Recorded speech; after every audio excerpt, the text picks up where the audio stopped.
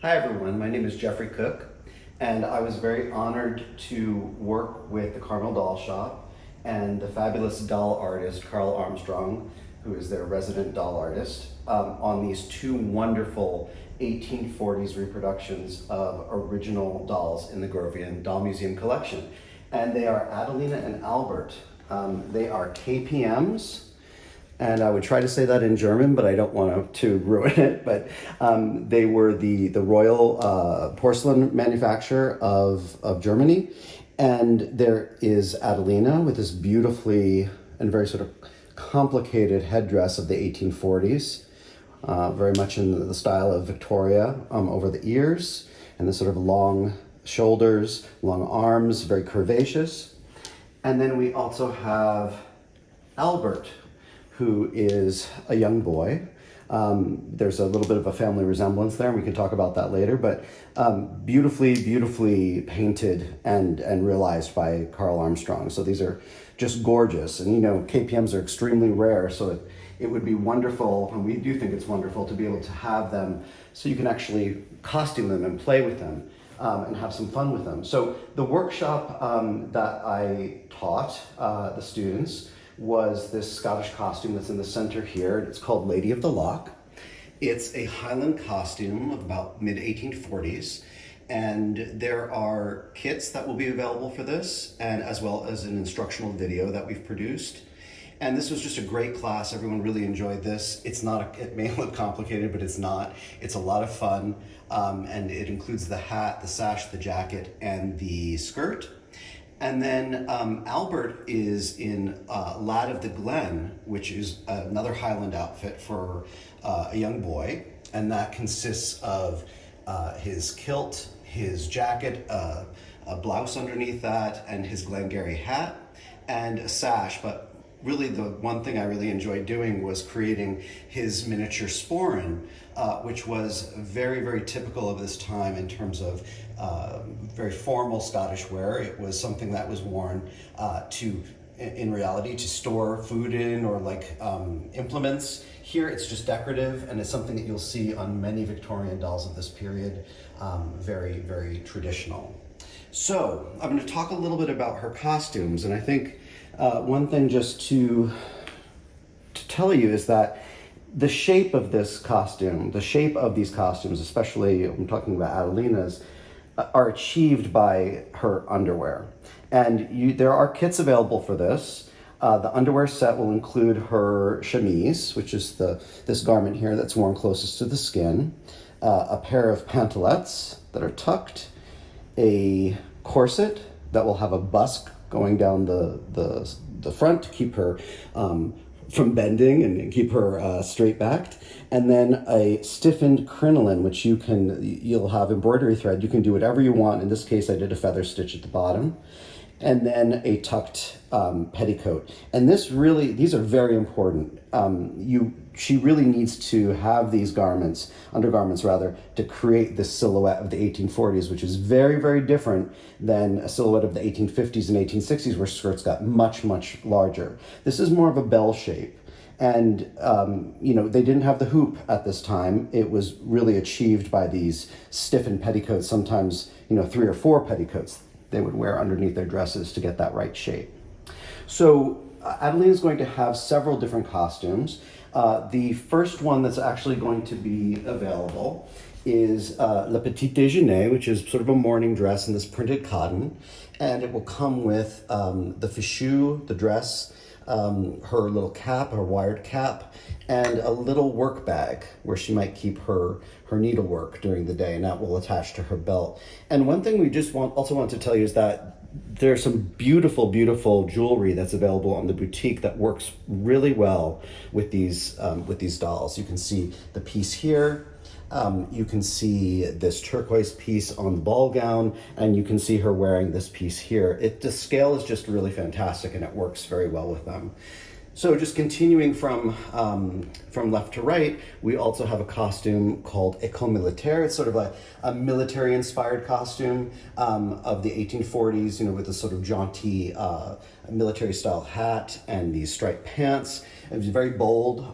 Red and white and black were very popular at this time. And then moving again through the right, we have the Boulevard Italien, which is basically a walking costume. At this time in the 1840s, dresses were relatively plain. They were trimmed with the same fabric of the dress. So in this case, you're going to see a fringe that's made up of the fabric. It's used again on the bonnet. The bonnet itself, if I can get it off the head, let's see, is actually quilted inside in this peach colored satin. So, it's a very sort of practical, it's a practical garment, a practical accessory, but it also is extremely close to what they would wear in the 1840s, where it's covering the face. You can really not see side to side, but it's all about modesty in this period. And then going over, we have l'après-midi, which is sort of like an afternoon dress. I like to think of this one as sort of a half mourning dress. She's going out of mourning. She's wearing purple and some white mixed with her black, but it incorporates all of the sort of the bretelles, the self-piping. This type of piecework is extremely popular in the 1840s. Again, it's all about the material and the way the material is put together, rather than about lace and trim and such. In the patterns, there will be layouts that show you how to do this type of piecing. So don't be afraid of piecing. It's actually quite easy, and it really is. It's a popular feature of the 1840s. And then as we go on, we have Albert in his HMS Britannia costume, his sailor costume, and he'll even come with this little brass whistle. And this was inspired by a portrait of the Prince of Wales that's about from 1845 or 6, I believe. And I just thought it was really a charming, it's a little charming view of what children wore, in little miniature adult costumes, the little sailor suit. This is the original of the original sailor suit, and made very popular throughout the Victorian era. And then we have his jacket, which actually this kit is also available. The jacket will come from Lad of the Glen.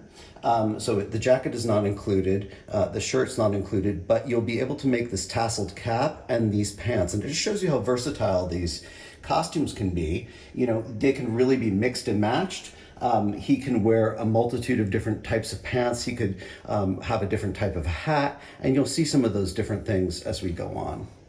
And then one piece that I'm really very pleased with is the Comédie Française. It's a beautiful, beautiful embroidered material, pre-embroidered. It's a chiffon material that will be built over a underskirt of silk, and the bodice is going to be very, very fitted. This feature here is called a Bertha, and that was very popular in the 1840s. Again, you see that the skirts are tiered, but these are not huge, 1860s skirts. They're very bell-shaped. She'll come with all the materials and the trims to make the dress. It's a separate bodice and a separate skirt, and this headdress, which would also have been very popular. And she will also have a little, what is it called, a tussie? A little tussie, and the flowers that will go into that tussie, so she'll have a little bouquet that she can carry to her ball. And this shows you some of the beautiful separate jewelry that's available. I love that pop of blue on this white dress. I think it's really charming. And one thing that's probably not going to be caught in the camera is there are little crystal beads that you'll be applying to this. And I think that when light plays off of them, you'll see them, but we just want to add a little bit of shimmer to that garment. And then again here, a globe of mariage. That could actually be a wedding dress. Queen Victoria popularized the white wedding dress, and this is a little bit in that in the style of her wedding gown. So we have a little globe de mariage here that's also available on the boutique.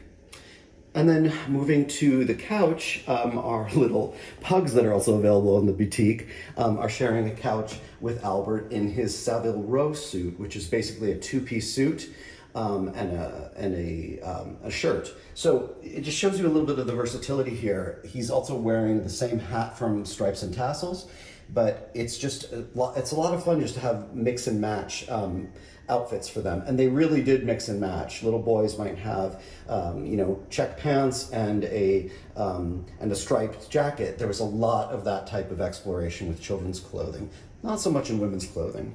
And then we're very, very fortunate to have these accessories that match beautifully with these ensembles. So if you see this sort of purple, that would be a wonderful little sewing basket for Adelina and this morning gown. And then really quite wonderful is that Carl has created these dress forms because, you know, you like to see the garments displayed when they're not on the doll. And these dress forms are actually molded directly from her body. So they're a beautiful fit. You can actually fit to them. The shoulder plate is actually cast. I believe it's in paper mache from the actual shoulder plate. So this is the exact fit for Adelina. It's very, very unique. I really love the thought that you could spend time on working on multiple outfits and have a chance to display them. So there will be more that will be added over time for these two. We're going to be staying around the 1840s. We might go in a little bit into the 1850s. You know, things are a little bit, they're quite similar, those periods, except for maybe sleeve shapes and the fullness of the skirt. But I have never seen a reproduction doll of this period, so it was very, very exciting to be asked to work on this project for the Carmel Doll Shop. And I hope that you enjoy these two. They're a great, great size to dress. They're actually very substantial dolls. I believe they're stuffed with sawdust. They're very beautiful, gorgeously made dolls. So, you know, I would strongly say while they're here, you know, take advantage of that and have fun with this period. It's not the period of the Huret or the Romer or the French fashion doll. This is really the first play doll in China. So Adelina and Albert have molded boots. And one thing that we have been doing is we've been creating these little shoes for them that actually will slip over that molded boot. They're sort of like, I guess, it's almost like a galoche or a mule or something, but there is no sole. This is the sole of her painted foot. And when you buy them, you will receive a pattern for this. You can make these shoes pretty much, and instructions, you can make these shoes pretty much out of any material that you have that's thin and can wrap. Basically, you can really, the sky's the limit. We've done some, you can see there on Albert as well. You know, he's got a similar pair. We have a pair on Adelina that was made out of scraps. You could use some of this fabric, you could use some ribbon, you know, just really have fun with the dolls because there are so many possibilities to accessorize them. So for example, you know, this little wired day cap, it could be made all of ribbon, it can be made entirely of lace, you could use net, you could really just have fun with it. You could trim it with a few flowers. They really, they had a real flair for this type of indoor cap in the 1840s, and there were many, many different styles. Generally, it had some sort of a lappet on either side. You can see another example here. This is a different pattern, but again, you know, you could make that out of white tulle, or you could, you know, trim it with different colored ribbon. It doesn't all have to just be black. The period was really about sort of femininity and delicacy, so just have fun with it. You know, you can create things that match with her outfits. We also wanted to show you these wonderful hats that are available on the boutique site. They can really be utilized for Adelina in very different ways. So they're already pre-covered and pre-stiffened, but well, actually, look how beautifully that brings out the blue of her eyes. You can actually reshape these.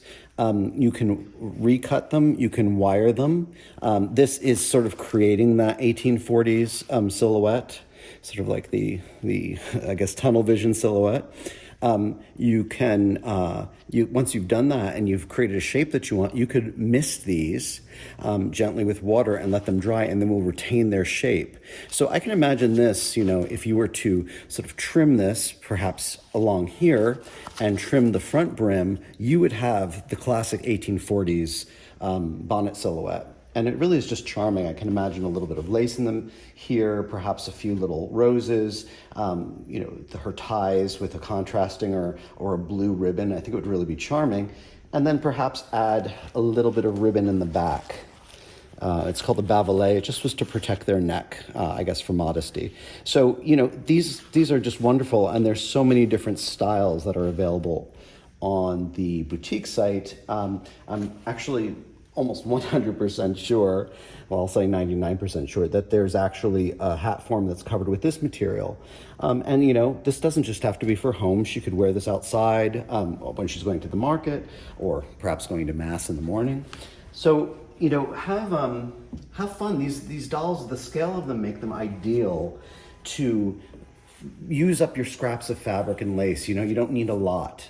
These little caps, you know, are just like a few pieces of lace and some ribbon. You know, go through your bags and see what you've got, because this is the ideal time to use those little bits and pieces that we squirrel away for another type of a project. So yeah, explore the pre-made hat forms. They're wonderful. Take a look again at the jewelry, which was created for the Hure, but is perfectly scaled for these dolls and just looks so striking against them, especially with their low décolletage and their shoulders. They're just really beautiful and glittering. So have fun with them. You know, play with them. They're created for play, and they're created for you to just let your imagination run wild. So enjoy.